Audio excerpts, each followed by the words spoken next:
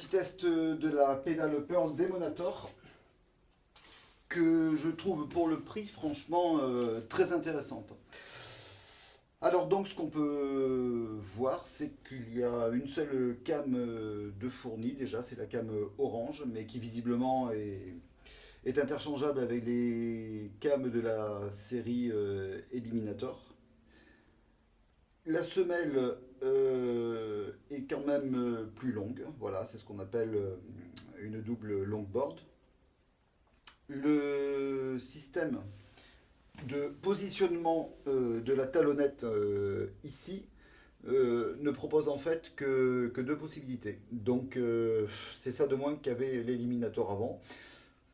C'est un réglage soit un petit peu dur, soit un petit peu souple. Moi je l'ai réglé sur dur. Mais en fin de compte, donc j'ai avancé les semelles, mais en revanche, pour compenser l'accroissement des forces, j'ai un petit peu desserré les ressorts. Voilà. Alors, ce qu'on peut voir également, c'est que le réglage de fixation sur la grosse caisse s'effectue directement sous la semelle. C'est un petit peu dommage parce que c'est moins pratique. J'aurais préféré que ce soit positionné sur le côté latéral de la pièce métallique ici. Enfin, c'est pas grave. Euh, Également, il y a un tirant ici qui maintient donc la chaîne. Et sur l'éliminator, il y avait une sorte de, comment dire, de petit rail sur lequel on faisait glisser ce tirant et qui donc changeait l'axe de la semelle. Là, effectivement, ça n'y est plus, il n'y a qu'un seul réglage possible. Bon, sinon, on retrouve tout ce qu'il y a d'usuel sur une double pédale. Ben, réglage de l'angle de la batte ici, par ce tirant, là, voilà. Ben, la tension des ressorts. Les ressorts qui sont quand même assez durs, en fait, assez forts. Beaucoup plus que sur ma Yamaha Direct Drive. Voilà, système de blocage ici par rapport à la tension des ressorts. Bah, l'aspect, moi je trouve que l'aspect est assez soigné, c'est bien fait.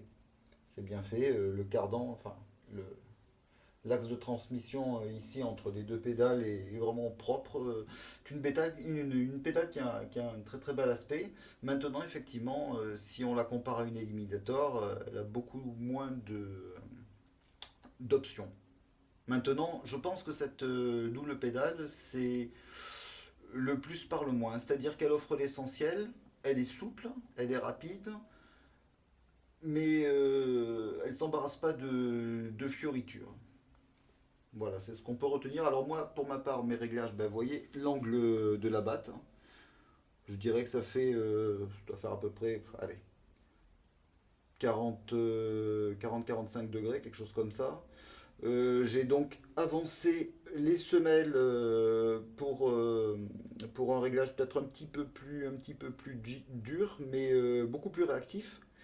Quant au ressort, si je regarde bien, ils sont à peu près, allez, à peu près à 40%, 35% de leur capacité. Et puis voilà, je pense que là, on a fait à peu près le tour de la bestiole. Voilà, c'est une pédale qui est très réactive, qui est souple. Bon, on sent évidemment que par rapport à sa grande sœur, la Demon Drive, bah, ça n'a rien à voir. J'ai testé déjà la Demon Drive, je la trouve rapide, elle est bourrée d'options, de possibilités, elle est extrêmement réglable. Voilà, mais sinon ça reste quand même vraiment une très très bonne double. Pour 158 euros, honnêtement, je pense que ça peut faire quand même relativement pâlir la concurrence, d'autant plus que je dispose de la Yamaha 9500 Direct Drive et ça n'a rien à voir.